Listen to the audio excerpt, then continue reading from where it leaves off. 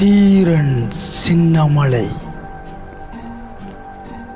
கொங்கு பகுதியில் 1756 தீர்த்தகிரி என்று அழைக்கப்பட்ட தீரன் பிறந்தார். சிலம்பு, வில்வித்தை, குதிரையேற்றம் மற்றும் நவீன போர் முறைகளையும் கற்றுத் தேர்ந்தார். தீரன் கொங்கு பகுதியில் நடக்கும் குடும்ப பிரச்சனைகளுக்கும் நில பிரச்சனைகளுக்கும் தீர்வு வழங்குவதில் வல்லவராக திகழ்ந்தார். தீர்த்தகிரி தீரன் வாழ்ந்த கொங்கு பகுதி மைசூர் மன்னர் திப்பு சுல்தானின் கட்டுப்பாட்டில் இருந்தது. அந்த பகுதியில் வரி வசூல் செய்யும் பொறுப்பினை திவான் முகமது அலியிடம் கொடுத்திருந்தார் மன்னர் திப்பு சுல்தான்.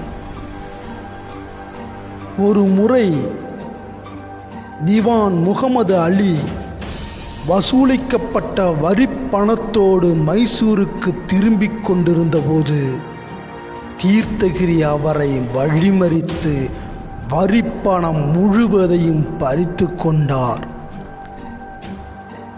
வரிப்பணம் முழுவதும் பறிபோனதால் பதறிப்போன திவான்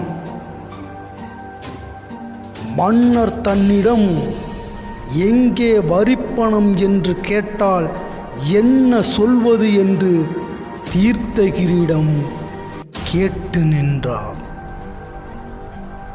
சற்றும் யோசிக்காத தீர்த்தகிரி சிவமலைக்கும் சென்னிமலைக்கும் இடையே இருந்த இந்த சின்ன மலையே வரிப்பணத்தை பிடுங்கிக் கொண்டதாக சுல்தானுக்கு போய் சொல் என்று அறிவுறுத்தினார். அதன் பிறகே தீரன் சின்னமலை என்று தீர்த்தகிரி அழைக்கப்படலானார். அவமதிப்புக்குள்ளான திவான் சின்னமலையை தாக்க பெரும் படையை அனுப்பினார். திவானின் படைகளும் தீரன் சின்னமலையின் படைகளும் நொய்யல் ஆற்றங்கரையில் மோதிக்கொண்டன. கடுமையாக நடந்த போரில் தீரன் சின்னமலையே வெற்றி பெற்றார். மைசூர் அரசர் திப்பு சுல்தானின் இறப்பிற்கு பிறகு ஒரு கோட்டையை கட்டினார் சின்னமலை. திப்பு சுல்தானை எதிர்த்தது போன்று ஆங்கிலேயரையும் எதிர்த்து போராடினார் சின்னமலை.